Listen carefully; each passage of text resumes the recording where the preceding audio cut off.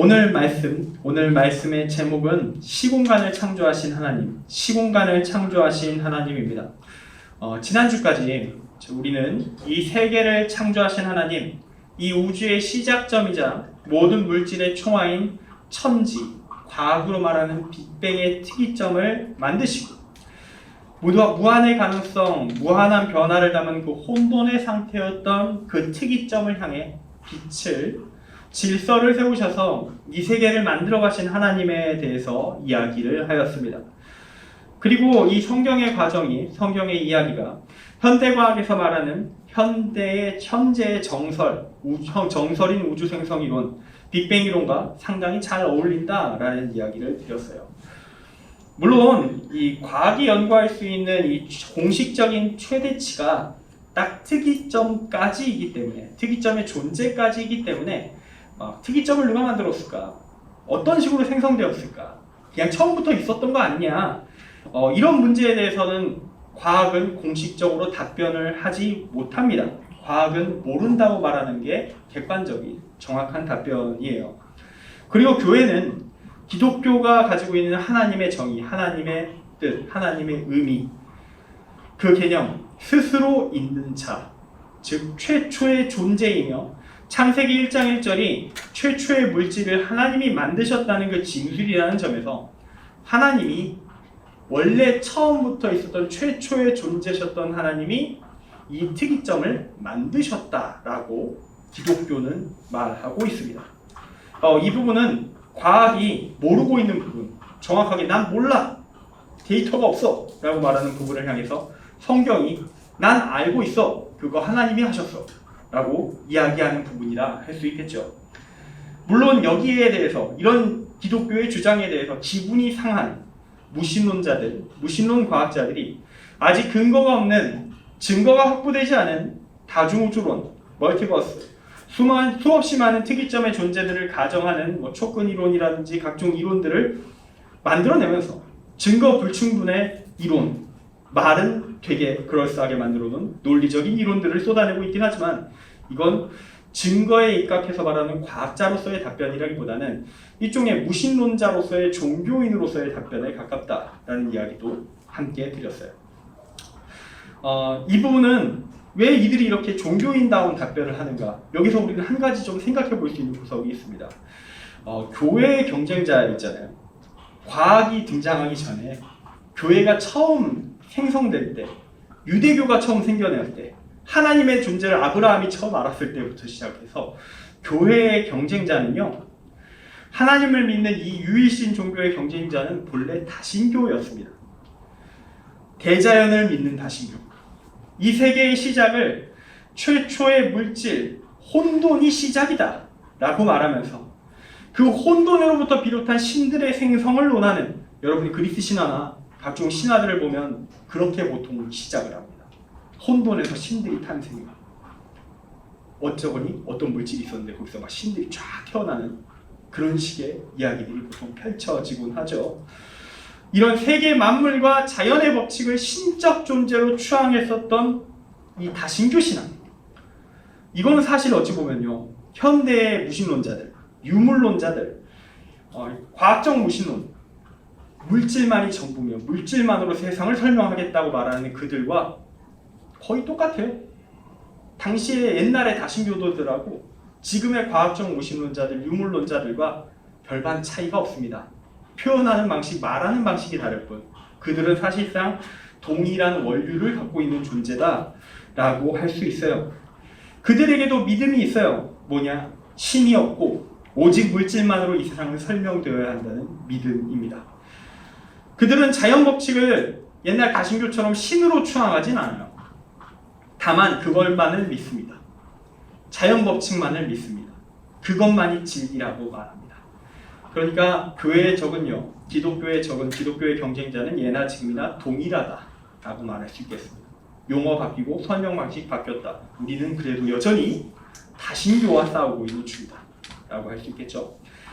조금 원래 오늘 다루던 주제에서 약간 옆으로 샜어요. 다시 본론으로 돌아가겠습니다. 특이점 이전을 논할 때, 특이점 이전에 어떤 일이 있었을까? 얘 어떻게 생겨났을까? 그런 얘기들은 과학은 모른다고 말하고요. 기독교는 하나님이 하셨다라고 말하고요. 무신론은 어떻게든 오직 물질만으로 시작했다고 주장하고 싶어 합니다. 하지만 이 얘기는 그냥 빼놓고 논란이 있는 얘기, 아직 정해지지 않은 이야기 빼놓고 다음 단계로 넘어가면요. 놀랍게도 그 이후의 진술, 특이점으로부터 시작하는 그 이후의 진술은 성경과 현대과학의 정수, 현재의 우주 생성 이론인 정설인 빅뱅 이론이 참 서로 잘 어우러지고 있다라는 거, 이게 상당히 중요한 부분이 되겠습니다. 성경이 이미 현대과학이 밝혀낸 세계의 진실에 고대에서부터 도달해 있었다는 이야기가 되니까요. 성경이 얼마나 탁월한 책인가, 얼마나 신뢰할 만한 책인가, 믿을 만한 책인가를 진지하게 고민할 만한 증거가 되는 것입니다. 물론 여기서도 이렇게 말할 수도 있어요. 이렇게 반론을 제기할 수 있습니다. 성경은 문학적인 언어로 기록되었다. 현대과학과 잘 어우러진다고 말할 수는 있겠다. 하지만 이게 정확한 과학적 언어로 쓰여져 있지 않아요. 여기 막 수식 적혀 있을 거 아니잖아요. 과학적 언어로 적혀 있지 않다. 이거 끼워 맞추는 거 아니냐, 억지로. 대충 끼워 맞춰서 말 만드는 거 아니냐? 이렇게 말할 수도 있어요. 정말로 하나님 전지전능하시면 그냥 과학의 진리로 창세기를 서술하시면 될 일이지 왜 이렇게 쓰느냐? 실제로 이런 비판 나오고 있고요. 학계에서도. 거기에 대해서 답변하는 기독교의 답변도 있습니다. 이 문제에 대해서 옥스퍼드 대학교의 수학자 존 레녹스라는 사람은 이 교수님은 이렇게 답변합니다. 만일 성경이 예를 들어서 22세기 수준의 과학으로 사실들을 쭉 설명하면 과학자들을 포함해서 21세기 현대의 가장 그 분야의 전문적인 과학자들을 포함해서 모든 현대인들에게까지 성경은 못 읽을 책이 된다. 이해할 수 없는 책이 된다라는 거예요. 난해한 책이 된다. 그냥 버려야 돼. 못 알아보여. 이해를 못하니까. 하나님이 이런 상황을 유도하셨을 리가 없다라고 그는 설명하고 있습니다. 하나님은 자신이 뜻하신 바를 모든 사람이 이해하기를 원하셔서 그래서 성경을 이렇게 기록하였다라고 설명합니다. 쉽게 생각해봐도 그렇습니다. 일단 현재 우리가 살아가는 이 21세기 과학의 설명 방식으로 빅뱅 이론으로 설명을 한다고 칩시다. 창세기 1장 초반을. 그걸 말 그대로 하나님께서 지식과 지혜를 이 창세기 작성자에게 그냥 다 강제 주입을 시키고, 일단 쓰려면 이해는 하고 써야 될 거 아니에요. 그래서 이해를 강제로 시키고 진짜 매트릭스에서 업로드 하듯이 그렇게 데이터를 다 수정 막은 다음에 썼다고 칩시다. 그 책이 살아남을까요? 고대에 불태워질 겁니다. 이게 마녀의 책이에요. 이거 마왕의 책이에요. 이해할 수 없는 괴이한 서적이다. 그렇게 불태워져 버릴 겁니다. 그 지식은 사장될 거예요. 근데 이거는 지금 우리 시대라고도 달라지지 않습니다. 과학적 엄밀성을 따진다면 만약에 존 레녹스 교수님이 말한 것처럼 22세기 과학으로 쓰든 23세기, 24세기의 것으로 쓰든 어쨌든 뒤로 갈수록 우리가 갖고 있는 데이터보다 좀 더 정밀하겠죠. 좀 더 명확할 겁니다. 지금도 실시간으로 세부적인 데이터들은 지금도 보강되고 있어요. 과학적인 데이터들은 지금도 계속 강화되고 있는데 앞으로 100년, 200년 후면 얼마나 바뀌겠어요. 정말 새로운 형태의 영역으로 돌아갈 수도 있는데 어느 시기를 대체 기준으로 삼아 성경을 기록하겠냐는 겁니까? 대체 어느 시기를 기준으로 삼아서 만약에 진짜 24세기 버전으로 기록해놨다. 지금도 이해 못할 거예요. 24세기, 25세기 이해 못할 겁니다. 지금 성경 갖다 놔도 불태워질 거예요. 이게 뭔 책이냐. 영원한 난제다 하면서 어디 박물관에 처박혀서 그냥 어딘가에 그냥 보존되어 있을 수 있겠죠. 언젠가 우리에게 기술이 발전하면 한번 파악해보자 막 이런 식으로 그냥 어딘가에 모셔져 있게 될 텐데, 그래서 성경은 지금의 기록이 된 거예요. 지금의 형태로 기록되게 된 거예요. 고대에서부터 사람들에게 하나님의 창조를 가르칠 수 있으면서도 현대 사람이 읽어도 과학과 충돌하지 않을 정도의 데이터, 그런 형식의 기록, 문학의 기록으로 작성되게 되는 겁니다. 그것이 바로 인문학의 감성, 문학의 감성으로 기록된 이유입니다. 고대인의 감성과도 맞으면서 그 안에 담아내고 있는 의미는 현대과학이 이야기하는 그 데이터와도 잘 어우러지게 만들어내는 것. 믿을 만한, 신뢰할 만한 기록이 되도록 하나님은 이 창세기의 기록을 이끌어 가셨다는 거예요. 이것이 바로 성경이 문학의 언어로 기록된 이유다라고 말할 수 있겠습니다. 지금까지 얘기한 게 지난주까지 다뤘던 이야기를 조금 더 강화판으로 정리한 것입니다. 이어서 오늘 할 이야기로 넘어가 보도록 하겠습니다. 오늘 할 이야기는 바로 시공간을 창조하신 하나님에 대한 이야기인데요. 지난주에도 간단히 이야기했다시피 하나님이 빛이 있으라 딱 이렇게 하신 이후부터 이 세상에서 시간이 흐르기 시작합니다. 그 시간이 흐르기 시작했다는 이야기를 성경은 고대인의 감성에 맞춰서 이런 식으로 기록합니다. 하나님이 혼돈 가운데 빛의 질서를 세우신 결과 우리가 알고 있는 이 태양빛이 내려지는 낮과 어둠이 들이우는 밤이 생기게 되었고 저녁이 되고 아침이 되어 하루의 날이 지나가게 되었습니다. 시간이 흐르게 되었다. 이렇게 이야기하는 겁니다. 그렇게 첫째 날이 지나갔습니다. 이렇게 성경은 기록하고 있어요. 그리고 6절부터는 공간의 창조를 이야기합니다. 6절에서 물이 있는데요. 여기서의 물 역시 빛 질서와의 대상, 하나님의 질서와의 대상이 되는 혼돈에 대한 상징입니다. 이 물을 하나님이 궁창이라는 것을 가지고 두 쪽을 냅니다. 그리고 위쪽의 영역을 하늘이라 부르고요. 그리고 이렇게 해서 둘째 날이 지나가요. 그리고 궁창 아래의 물을 조정하셔서 땅과 바다를 만드십니다. 여기까지가 셋째 날 진행 중의 이야기인데 바로 이 하늘과 땅과 바다를 만드는 시점까지의 이야기를 통해서 성경은 어떤 이야기를 하려고 하는 거냐? 앞에서 날이라는 개념을 통해서 그 개념을 생성하면서 시간이 생성되었다라고 말하고 있다면 이제 공간이 만들어졌습니다 라고 이야기하고 있다는 거예요. 당시 고대인들이 이해하고 있던 공간의 전부는요, 물빛처럼 푸른 하늘과 우리가 밟고 있는 이 대지, 땅, 그리고 바다를 비롯한 이 땅을 감싸고 있는 물들이 공간의 전부였어요. 이게 바로 고대인이 생각하던 이 세계의 공간의 모든 것인데, 그래서 그 개념을 가지고 그 개념이 만들어졌다고 얘기하면서 공간의 창조를 설명하고 있는 겁니다.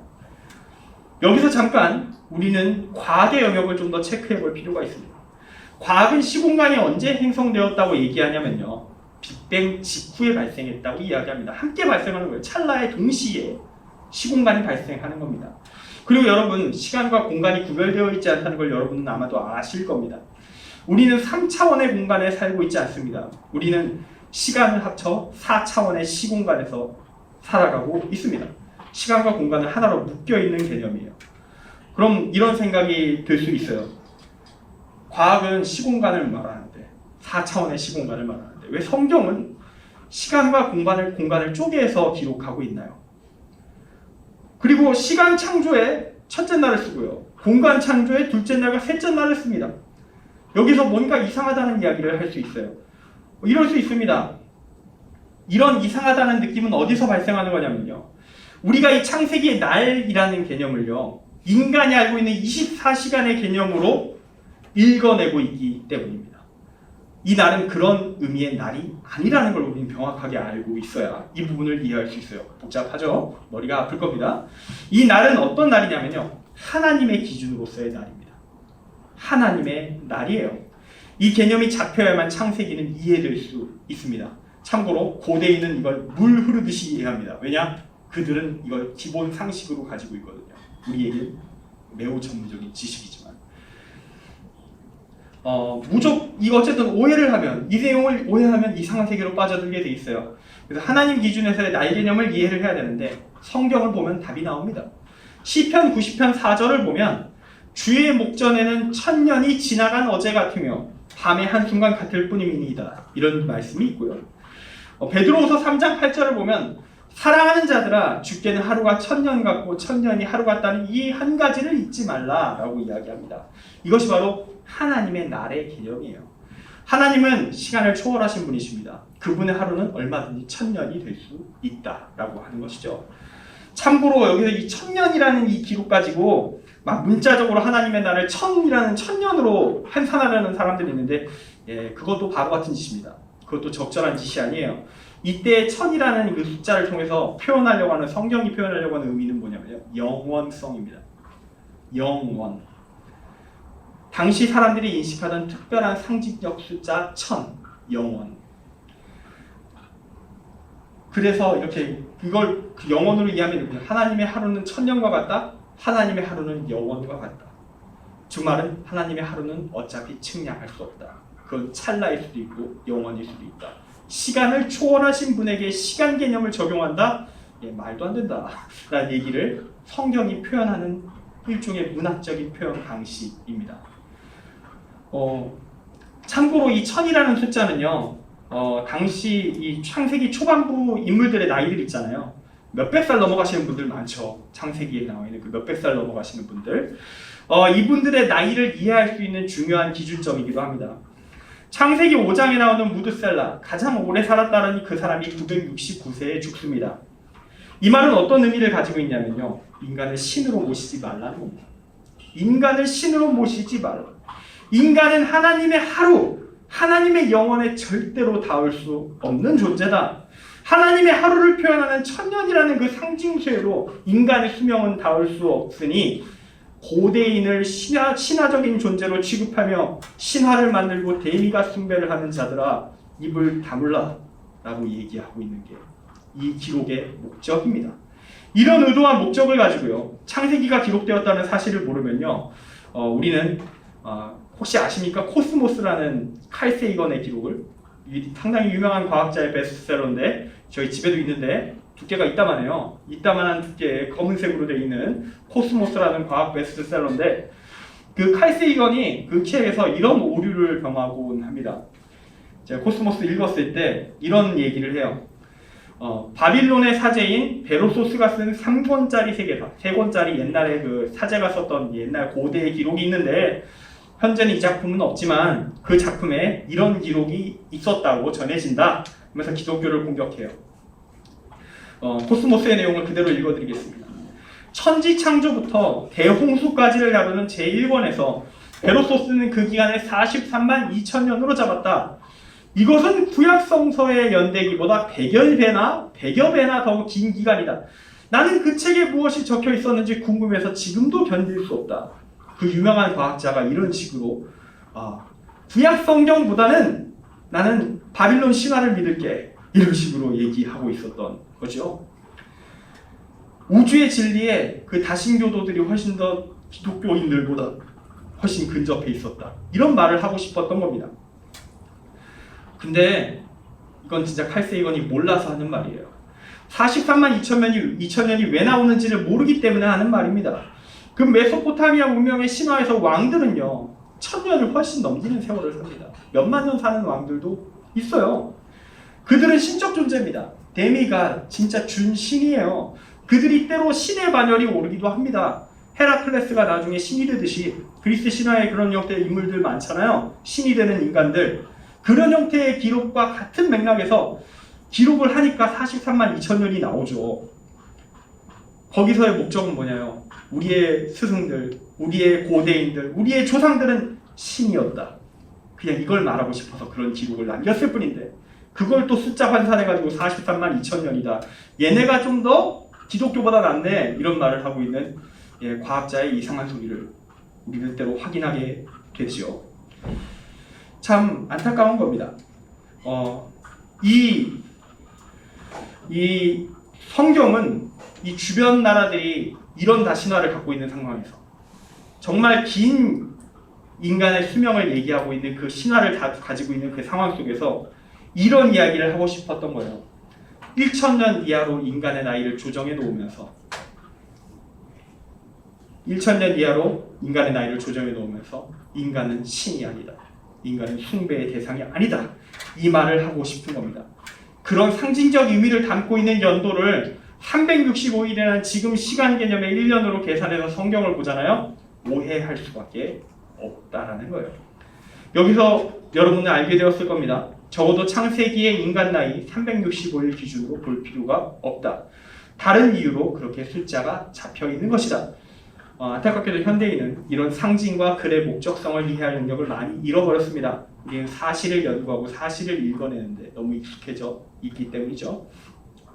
조금 더 또 딴 데로 샜어요. 얘기가 중요한 얘기긴 한데 다시 본론으로 되돌아가야 됩니다. 다시 날 이야기로 넘어갈게요. 어쨌든 창세기에서 특히 이 1장에서의 날은 완벽하게 하나님의 날 개념으로 이해해야 됩니다. 24시간으로 이해하는 게 아니라 하나님의 날 개념으로 이해해야 합니다. 즉 여기서 우리가 날이라는 개념을 통해 인식할 수 있는 건 뭐냐면요, 설명의 편의를 위한 순서 인식 정도입니다. 이런 순서로 만들어졌다라는 것 정도가 전부예요. 그리고 이 말을 하는 거예요. 하나님의 창조는 어느 한순간 다 나와라! 막 이런 식으로 해서 뿅 하고 탁 튀어나오는 게 아니라 시간의 흐름 안에서 점차적으로 만들어져 왔다라는 걸 설명하려고 하는 거예요. 그걸 이해하면 족한 겁니다.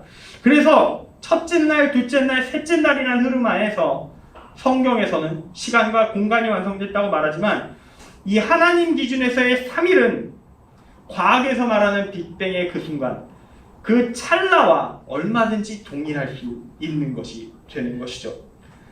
여기서 제가 여기까지 설명을 상당히 어렵게 들으실 수 있겠지만 이게 나름 최선이에요. 나름 최선을 다해 과학과 연계해서 쉽게 설명하고 있는 건데 제가 하는 이야기, 제가 만든 이야기가 아닙니다. 제가 억지로 만든 이야기가 아닙니다. 21세기 현대 신학, 과학신학이라는 학문 파트의 제대로 된 학문적인 결과물이기도 하고 이건 심지어 고대인들, 초대교회의 그리스도인들의 신앙과도 일치하는 것입니다. 이게 중요하죠. 그냥 현대의 산물이 아니라 본래 기독교가 가지고 있던 근본 지식에 해당한다는 것. 역사 속에서 잃어버린 것, 본래 과거에부터 갖고 있던 놀라운 지식이라는 겁니다. 로마 제국의 지배를 받고 있던 시절 고대의 신학자들은 절대로 이 창세기의 날을 24시간으로 이해해 본 적이 없어요. 3세기에 활동한 신학자, 200년대죠. 3세기에 활동한 신학자, 신학의 아버지라고 불리는 위대한 호칭을 가진 오리게네스라는 분께서는 창세기의 날짜에 대해 이렇게 설명합니다. 첫째 날과 둘째 날과 셋째 날이 있었고 아침과 저녁도 있었다. 하지만 태양도 없고 달도 없고 별도 없고 심지어 첫째 날에는 하늘도 없었다. 이렇게 설명을 하는데 그럼에도 불구하고 나를 시간 단위로 일관되게 이해하는 사람의 지성을 의심하지 않을 수 없다라고 이야기합니다. 지금 이 시대에도 창세기 1장의 하루를 우리가 경험하는 24시간의 하루로 생각하는 사람들이 존재합니다. 그들을 향하여 고대의 신학자, 고대의 목사님, 고대의 신학 교수님께서 오리게네스, 알렉산드리아의 교부, 로마 제국의 박해의 시기를 견뎌내며 수없이 많은 학문적 논쟁 속에서 기독교를 지켜왔던 그분이 이렇게 그들을 향해 말합니다. 너희는 과연 인간의 지성을 갖고 있느냐? 난 그게 의심스럽다 라고 말하고 있어요. 그는 이렇게 말합니다. 성경이 이야기하는 창조 과정의 하루는 성경의 문자만 세심하게 읽어보아도 논리적으로 제대로 읽어도 인간이 이해하는 하루와는 본질적으로 다르다. 다른 차원의 것이다 라는 걸 너희가 이성이 있다면 알 수밖에 없을 텐데 라고 이야기하고 있다는 거예요. 뇌를 버려두지 말고 뇌를 가지고 성경을 읽어라 라고 이야기하고 있는 겁니다. 너가 정말 인간이라면 답을 못 찾을 수 없을 것이다.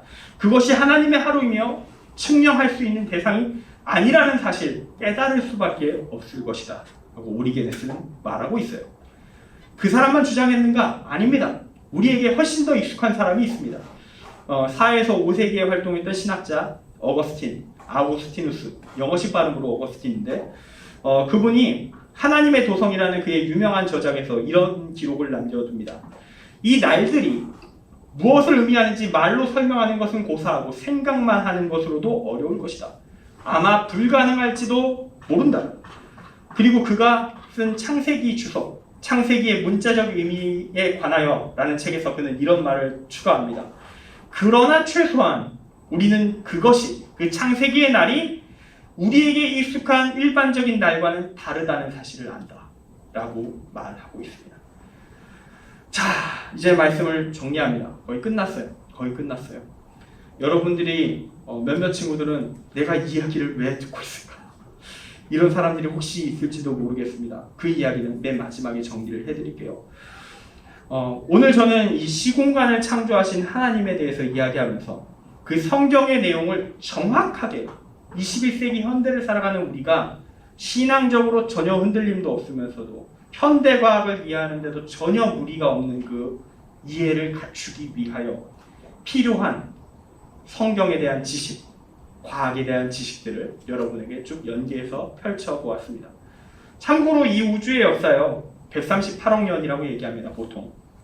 최근 조사에 따르면 137억 7천만 년의 오차 범위가 4천만 년이다 플러스 마이너스 막 이런 얘기하는데 관측 기록은 계속 업그레이드 되고 있습니다. 관측할 때마다 결과물이 바뀌고요. 학자가 바뀌면 또 바뀌고요. 계속 연구 결과는 조금씩 디테일하게 지금은 1000만 년 단위지만 언젠간 100만 년 단위, 10만 년 단위까지 디테일하게 나오겠죠. 지금은 한참 멀었다. 아직까지는. 지금도 조사 중에 있다 라고 할 수 있는데요. 어쨌든 이거는 처음에 폭발했을 때 이 빅뱅의 잔광을 측정하고 그 속도와 가속도 등을 이렇게 역추적해서 연도를 측정한 거기 때문에 명확한 관측 결과라서 이건 사실에 해당합니다. 예, 진실, 사실에 해당해요. 세부 수치는 조금씩 바뀔지라도 이 100억 년이 넘는 기간이 수천 년 단위까지 줄어들 일은 그냥 없다고 보시면 됩니다. 오늘 여러분이 이 시공간을 창조하신 하나님에 대해서 배우면서 그와 같이 성경의 나를 이해하는 방법을 배운 거예요. 그동안 여러분이 살아가면서 굳이 과학 깊게 공부 안 했어도 이 138억 년 먹은 우주에 대한 이야기는 솔직히 평상시에 듣고 살았을 겁니다. 우리가 모를 수가 없잖아. 인터넷만 좀 뒤져도, 유튜브만 좀 봐도 다 알 수밖에 없는 일반적인 지식. 학교 수업 듣다 보면 중학교 때부터 조금씩 들려오는 이런 얘기들 다 알 수밖에 없잖아요. 아무리 과학과 담을 쌓고 살았어도 그냥 기본 상식으로 머릿속에 탑재되는 이야기들이기 때문에. 여러분이 그 상식을 처음 듣게 됐을 때 여러분은 어떻게 생각하셨습니까? 이런 생각 혹시 하지 않으셨습니까? 이거 우리가 알고 있는 이 창세기 말씀과 충돌하는 것 같은데 어떤 것이 진짜지? 난 교회를 계속 다녀야 되나? 이런 의문 혹시 품고 있었을지도 모르겠습니다. 사실 많은 사람들이 이런 의문을 품고 있는데요. 그냥 수면 아래에 눌러놓고 살아요.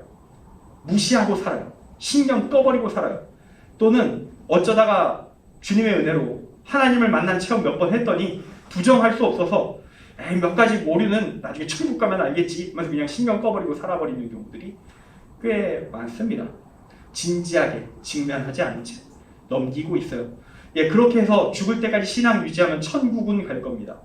그건 괜찮아요. 그렇게 사는 것도 나쁘진 않아요. 내가 과학과 영원히 담을 쌓더라도 천국은 갈 거니까. 그것도 나름의 버틸 수 있는 방법 중 하나긴 합니다. 그러나 오늘 여러분은 아셨어요. 굳이 그런 애매한 불편함을 느끼거나 적당히 눌러놓거나 그럴 필요성이 사실 없다라는 사실을. 성경은 창세기는요 138억 년의 우주와 편안하게 공존할 수 있습니다. 서로가 말하는 날의 의미가 완전히 전혀 다른 차원의 이야기이기 때문입니다. 앞으로 우주의 연도가 더 많이 구체화된다? 그래도 창세기는 흔들림 없이 과학과 함께 갈 겁니다.